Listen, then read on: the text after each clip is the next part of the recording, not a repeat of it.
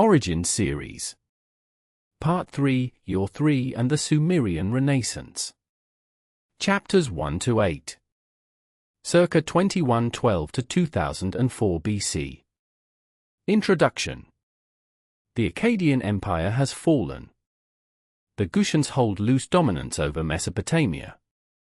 The great cities of Sumer have been disrupted, their economies strained, their temple revenues depleted. It would be easy to assume that civilization itself had suffered a mortal blow. It had not. What happened next is one of the most remarkable acts of cultural recovery in ancient history. Sumerian civilization reasserted itself, not just politically, but artistically, intellectually, and spiritually.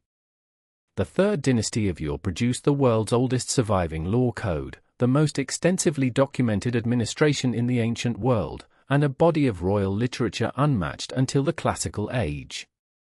This is the Sumerian Renaissance. Chapter 1, After Akkad, the Gutian Interlude. The Gutians, mountain people from the Zagros ranges east of Mesopotamia, held loose dominance over Mesopotamia for roughly 80 years. Sumerian sources are furious about them. They know not grain, they are not counted among the people, they are dragons of the mountains. The invective is vivid and relentless. The reality was probably less catastrophic. The Gutian period was not a cultural obliteration. Cuneiform administration continued. Temples kept their records. Trade recovered, slowly. The Gutians were overlords, but not destroyers. In fact, the Gutian period produced one of the best documented rulers of the entire ancient world. Gudea, governor of the city-state of Lagash around 2150 to 2125 BC, left more than 20 statues, more than any other Mesopotamian ruler before Alexander the Great. Most are carved in diorite, an extremely hard stone imported from great distances, a display of wealth and connections. His long inscriptions describe temple building in loving detail. His face, calm, serene, unmistakably individual, is the most recognized in Sumerian art. Gudea was not a king. He did not claim to rule Mesopotamia. But in his city, during the Gutian darkness, Sumerian culture flourished. It was a signal of what was coming. Around 2119 BC, a king of Uruk named Utuhengel defeated the last Gutian ruler in battle. The king list records that the army of Gusham was smitten with weapons. Mesopotamia was free. And a general from Ur was about to take everything. Chapter 2, UR-NAMMU and the Third Dynasty of Ur. UR-NAMMU, possibly a general under Utuhengel, possibly his brother-in-law, founded the Third Dynasty of Ur around 2112 BC. The exact means of his accession are diplomatically obscured in the sources. He ruled for 18 years, and in those 18 years he transformed Mesopotamia. His most visible achievement still stands in southern Iraq. The Great Ziggurat of Ur, a three-staged mud brick mountain, its base measuring 64 by 46 meters, was built around 2100 BC and dedicated to the moon god Nanna, patron of Ur. It is the best preserved ziggurat in the world. Partially excavated by Leonard Woolley in the 1920s and controversially restored by Saddam Hussein in the 1980s, it remains one of the most impressive ancient monuments on Earth. But UR-NAMMU also left something more enduring than a building. He left a law code. The Code of UR-NAMMU, dated to around 2094 BC, is the oldest surviving legal document in human history, predating Hammurabi's famous code by 3 full centuries. If you have heard that Hammurabi invented codified law, you have been misinformed. UR-NAMMU got there first. Most remarkably, the code uses fines and restitution rather than physical mutilation for most offenses. If a man divorces his wife, he must pay a mina of silver. If someone makes a false accusation of sorcery, they pay a fine. This is, in important respects, a more humane legal system than the Babylonian code that would follow it 3 centuries later. And it opens with a royal prologue that would be echoed by every law code thereafter. The king has established justice in the land, freed it from dishonest merchants, set standard weights and measures, and protected the widow and the orphan from the powerful. UR-NAMMU died in battle against the Gushans, an inglorious end for a great builder. A Sumerian lament for his death records that the underworld was unprepared for his arrival, so great was his reputation. Chapter 3, The Code of UR-NAMMU. The Code of UR-NAMMU was discovered on clay tablets at Nippur and Ur, first identified in 1952 by the great American Sumerologist Samuel Noah Kramer. Written in Sumerian, it overturned centuries of assumption that Hammurabi had invented the idea of a written legal code. Only about 40 of the original laws survive. The tablets are badly damaged. But enough remains to see a functioning legal system of real sophistication. The laws address murder, robbery, bodily harm, slavery, marriage, divorce, inheritance, and property rights. They show a society in which justice was administered through fixed rules, not the arbitrary decisions of individual rulers. What makes the code theologically significant is its prologue. Like Hammurabi after him, UR-NAMMU presents himself as the divinely appointed agent of justice on earth. The moon god Nanna has given him authority. He has used that authority to establish righteousness. The king is not above the law, he is its guarantor. This idea, that royal power comes with obligations, that the king serves justice rather than simply wielding it, is one of the foundational concepts of Western political thought. It appears in the Torah, in Plato, in Magna Carta, and in every constitutional monarchy that followed. Its first clear expression is on a damaged clay tablet from ancient Sumer. Chapter 4, Shulgi, the Divine Administrator. UR-NAMMU's son Shulgi ruled for 48 years, one of the longest reigns in Mesopotamian history. He was, by any measure, one of the most remarkable rulers the ancient world produced. He declared himself divine, following the precedent of Naram-Sin of Akkad, adding the divine determinative to his name, establishing his own cult, demanding offerings as a god. He celebrated himself in hymns of extraordinary ambition. 24 royal hymns survive in his name, the largest collection of royal literature from ancient Mesopotamia.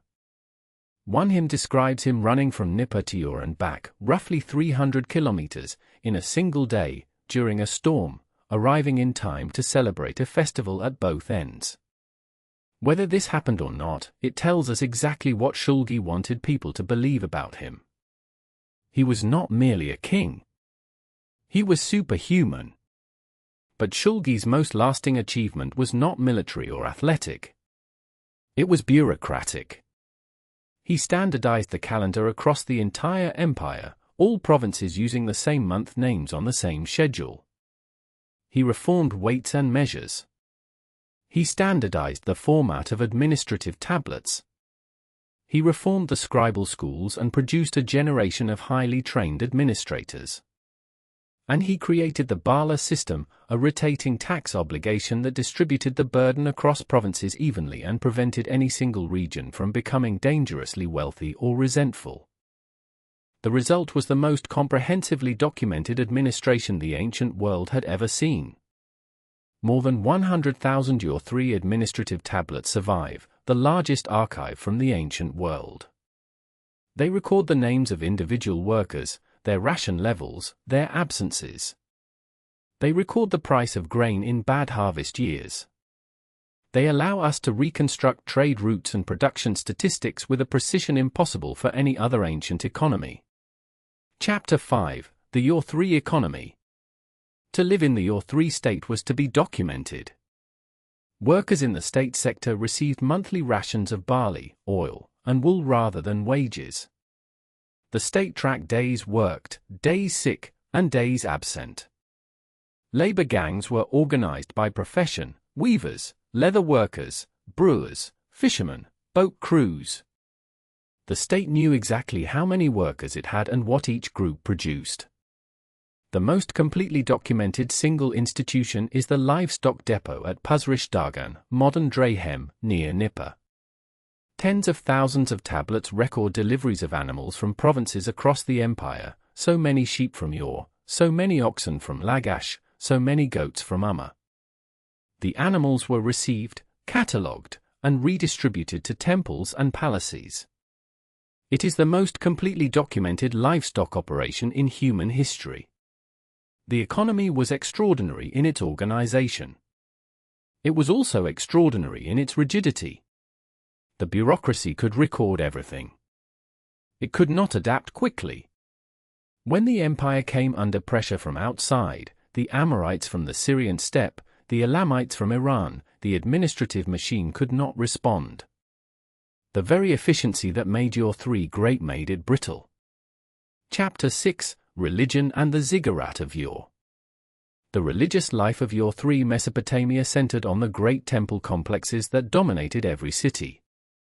At UR, the supreme figure was the moon god Nana, called Sin in Akkadian, patron of the city and master of time, whose monthly cycle made the calendar possible. The ziggurat was his mountain. Priests climbed its stages each morning to conduct the daily rituals of divine maintenance. The god lived there as a royal resident, fed, clothed, washed, entertained with music. The city below organized itself around this divine presence. The highest priestly office at UR was the En priestess, a woman of royal blood who served as the earthly spouse of Nana. Sargon of Akkad had established this tradition by appointing his daughter Enheduanna to the role. The UR third kings continued it, appointing their own daughters. The office merged political and religious authority at the highest level, and it produced, in Enheduanna, the first named author in human history. The religion of UR-3 was, in a deep sense, an affirmation that the world was ordered and meaningful. The gods had established the universe. The king administered the earth on their behalf. The temples mediated between human and divine. Every ration issued, every tablet inscribed, every sheep counted, all of it was an act of participation in a divinely ordered cosmos. Chapter 7: The Fall, Amorites and the Lament for UR. The third dynasty of UR lasted just over a century. Its end came from two directions at once. From the west came the Amorites, Semitic-speaking nomads from the Syrian steppe who had been infiltrating Mesopotamia for generations. The UR third kings built a wall to keep out the Amorites, one of the earliest known border fortifications in history. The wall stretched across the neck of land between the Tigris and Euphrates. It failed. From the east came the Elamites, the great power of southwestern Iran, always a rival and occasionally an ally of Mesopotamia. Around 2004 BC, the Elamite king sacked UR, looted the temple of Nana, and carried the last UR-3 king, Ibbi-Sin, into captivity. The king list records it with terrible brevity. Ibbi-Sin was taken to Elam. The dynasty was finished. Within a generation, Sumerian scribes composed the greatest lament in ancient literature. The lament for the destruction of Sumer and UR, and four related lament poems, describe the city abandoned by its god, the temples burning, the people weeping. O Nana, UR has been destroyed, its people have been dispersed. The lament of my city fills me, the lament of UR fills me. The poems were copied in scribal schools for centuries, both as literary models and as acts of communal remembrance. The UR-3 period was the last time Sumerians dominated Mesopotamia. The dynasties that followed spoke Semitic languages. But they used Sumerian for religious texts, cuneiform for administration, and the UR-3 legal tradition as their model. A civilization had ended. Its culture would endure for another 2,000 years. Chapter 8: Sources and Further Reading. The texts of the UR-3 period are preserved across museum collections worldwide. The Cuneiform Digital Library Initiative makes thousands of administrative tablets available online. The SHULGI hymns are in the electronic text corpus of Sumerian literature at Oxford. The lament for the destruction of Sumer and UR is there too, one of the most beautiful texts to survive from the ancient world. For scholarly works, Piotr Michalowski's The Lamentation over the Destruction of Sumer and UR is the essential edition of the Lament tradition. Douglas Frayn's UR-3 period in the Royal Inscriptions of Mesopotamia series covers the royal inscriptions. Jacob Klein's 3 SHULGI hymns gives close readings of SHULGI's self-presentation. Martha Roth's Law Collections from Mesopotamia translates the Code of UR-NAMMU alongside Hammurabi and other collections. End of Origins Series Part 3.